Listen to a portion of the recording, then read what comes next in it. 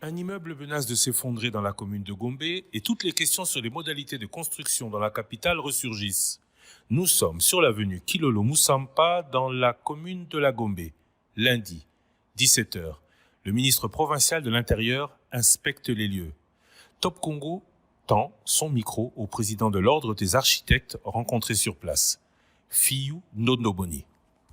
Bonjour. Vous êtes le président de l'ordre des architectes. Alors, première question, comment vous expliquez ça? Bon, il faudra justement connaître les résultats des enquêtes. À la première vue, tel qu'on a vu les images, il y a une colonne de la côté droite qui s'est fragilisée et ce qui fait que ça crée un déséquilibre à l'immeuble.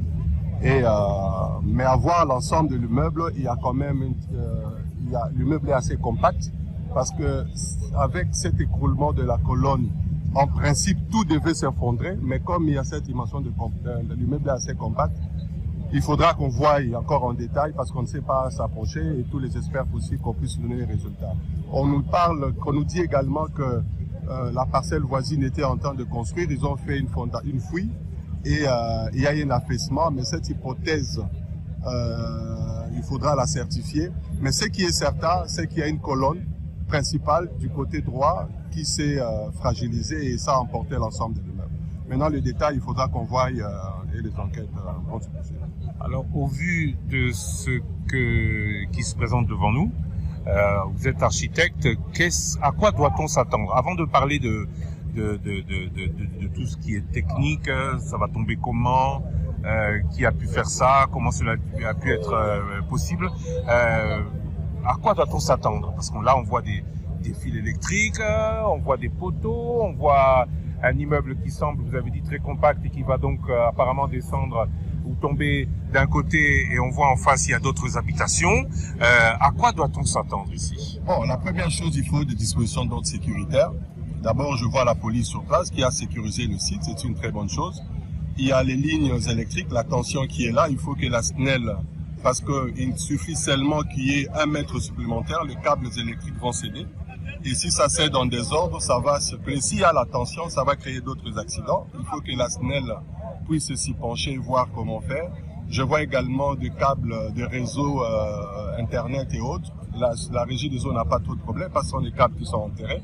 Mais c'est beaucoup plus la question de l'électricité qui sera dangereuse et que la SNEL devra prendre des dispositions appropriées. Ça, c'est de un. De deux, tel que l'immeuble se présente, il est irrécupérable. Donc, il faut qu'on procède à une démolition méthodique pour que, au lieu qu'on attende l'effondrement complet de l'immeuble, on peut procéder par une démolition méthodique du dernier étage jusqu'en bas de manière à ce qu'on puisse annuler toutes les conséquences négatives qui pourront survenir. Ce qui signifie qu'il y a quelqu'un qui devra monter là-haut ou on va devoir faire fonctionner des engins? Donc il y a les engins, il faudra sécuriser évidemment, les personnes ne manqueront pas, mais les personnes qui devront aller avec les engins, on devrait prendre des dispositions sécuritaires appropriées, de manière à ce que quelle que soit la situation, on peut les récupérer à tout moment. Combien de temps peut tenir?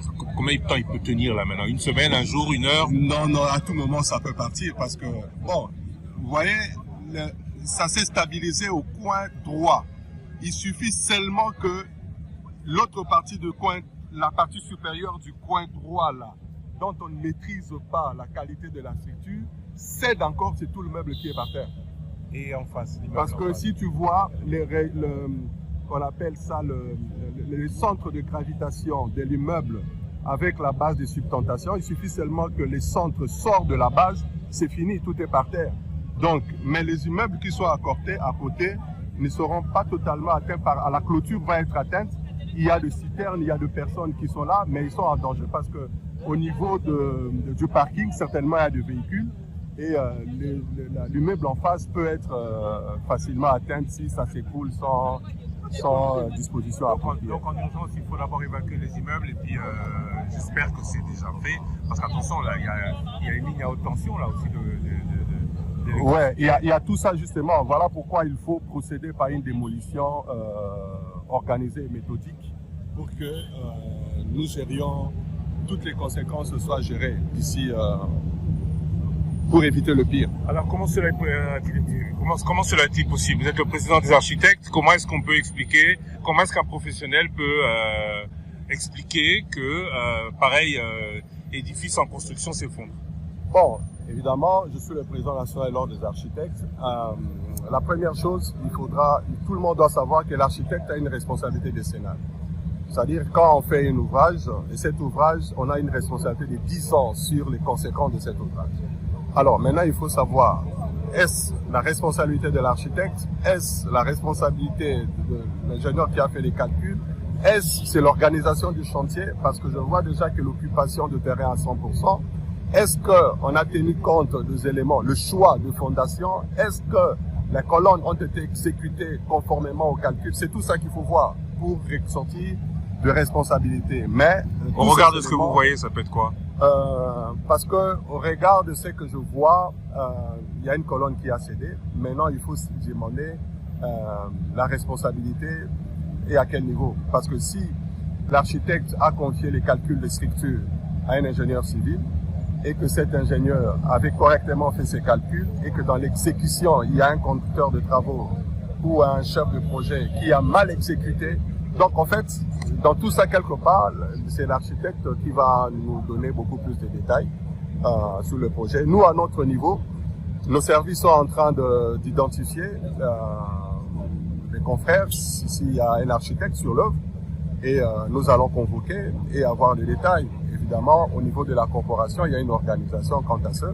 C'est rassuré s'il était inscrit d'abord au tableau. S'il était inscrit, donc il y a une procédure. S'il n'était pas inscrit, c'est qu'il travaille d'une manière anarchique ou dans la clandestinité. Ça sera vraiment extrêmement grave.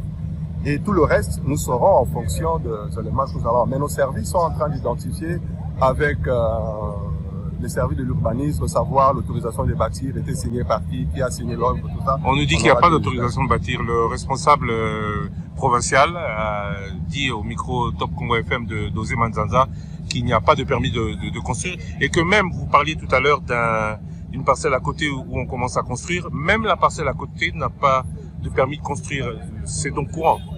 Bon, c'est tous ces éléments-là qu'il faudra avoir parce que la question de l'autorisation de bâtir, justement, nous permet à l'État de savoir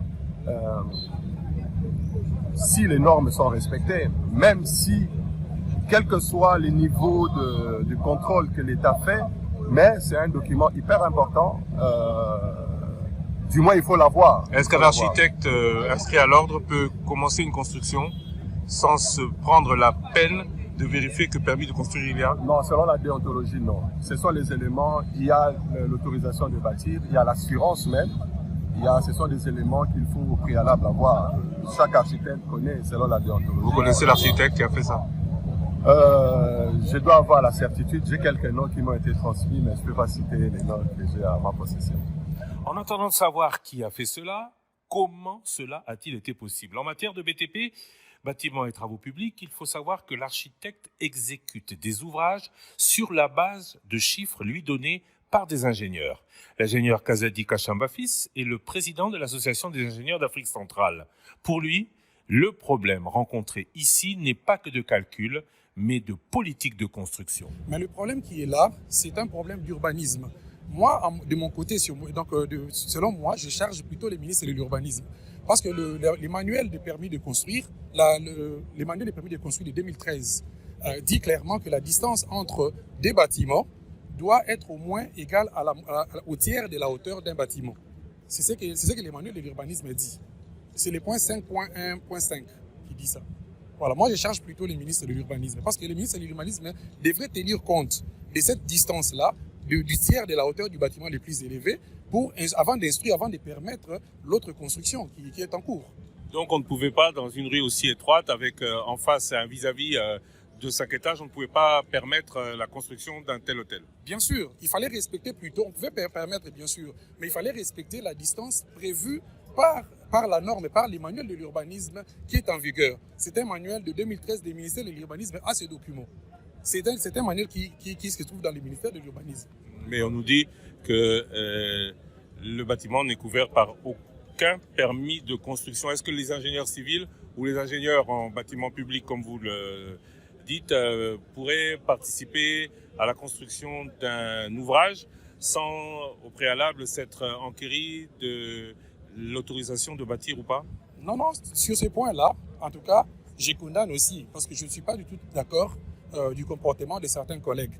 Parce qu'avant de commencer la construction, il faut d'abord finir d'abord tous les plans et puis les amener auprès du ministère de l'Urbanisme après signature du maître d'ouvrage. Et les mettre après la signature du maître d'ouvrage et les paraphes posés par chaque ingénieur et architecte sur tous les plans, normalement, ça devrait passer par le ministère de l'Urbanisme pour que ça soit légalisé en quelque sorte, pour obtenir visa ou obtenir l'autorisation des bâtiments. Après les techniciens et les administratifs, le ministre provincial de l'Intérieur est sur place. Des dispositions sont en train d'être prises, indique Papi Mousseï, pour sécuriser le quartier et ses habitants. Pour préserver un peu la quiétude dans le quartier, nous essayons au niveau de la ville de prendre des dispositions les dispositions sont déjà prises. On attend un partenaire qui arrive pour nous aider à démolir pour éviter le pire. Les dispositions sont prises en termes notamment, on le voit, il y a des câbles partout, l'électricité est-elle coupée? En termes des habitants, on voit qu'il y a risque d'effondrement sur un immeuble qui se situe en face et qu'il y a des immeubles riverains. Toutes les dispositions sont prises pour l'évacuation et autres? En tout cas, tout le monde peut voir qu'il y a risque, il y a danger. Donc par rapport à la SNEL, du côté du côté gauche ici, le courant est coupé.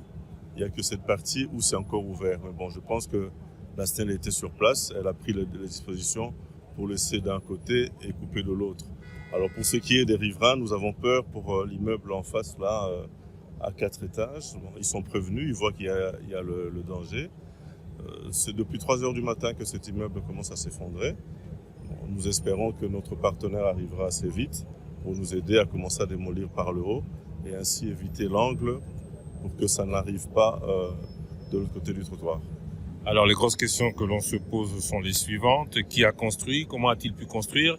Top Congo a interrogé l'autorité provinciale, celle qui émet les permis de construire. Apparemment, ce chantier n'est couvert par aucun permis. Comment cela est-il possible?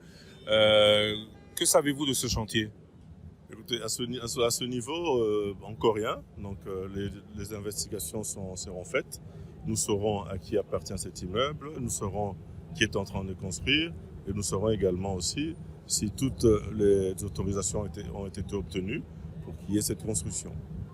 Quelles seraient les sanctions éventuelles à appliquer aux contrevenants? La rigueur de la loi, les textes, les réglementaires sont là pour ça. Comment expliquez-vous qu'un chantier peut voir le jour, peut arriver à 7 étages sans autorisation? Non, c'est pas dans mon domaine ça. La ville donne des autorisations jusqu'à R+1. Oui. Et pour le reste, R+2, c'est le gouvernement central qui donne ces autorisations. C'est le conseil technique du gouverneur, donc il est beaucoup plus à mesure de pouvoir vous répondre sur le plan technique. Monsieur le conseiller technique, il n'y a pas de permis ici. Comment vous expliquez cela? C'est la question pas de l'administration urbaine. À partir de R+2, c'est le gouvernement central, par le ministère de l'Urbanisme, qui octroie les autorisations et les permis de construire. Cela ne relève pas de la ville? Ça ne relève pas de la ville. La ville, c'est juste R+1. Ça relève du ministère de l'Urbanisme et du gouvernement central. Nous allons contacter le ministère de l'Urbanisme pour savoir un peu la traçabilité de celui qui a permis que cette construction puisse servir. Alors en termes techniques, vous avez dit que vous êtes, le ministre nous a dit que vous êtes le conseiller technique du gouverneur. En termes techniques, qu'est-ce qui peut arriver? Quelle sera la suite? La suite, c'est que nous attendons un partenaire pour pouvoir démolir, pour préserver les effets collatéraux de cette mal construite et qui peut entraîner des dégâts au niveau du voisinage immédiat et au niveau du simple passant. Donc les bâtiments doivent être démolis absolument. Voilà. Lundi, dans la soirée, le ministère de l'Urbanisme et Habitat annonce avoir initié une enquête pour constater les faits, identifier le propriétaire et établir les responsabilités. À première vue, la construction est irrégulière, indique le conseiller en communication. Le ministère qui avait même suspendu les travaux indique scellé Kanangila le 22 septembre 2023 à cause du non-respect de la loi. Le cabinet du ministre Pius Mabilou dit, je le cite, « Constater avec regret que malgré cette interdiction formelle, les travaux avaient continué dans la clandestinité. » Fin de citation. Le ministre qui demande aujourd'hui à quiconque détiendrait des informations sur le propriétaire de pouvoir collaborer avec les inspecteurs. Affaire à suivre.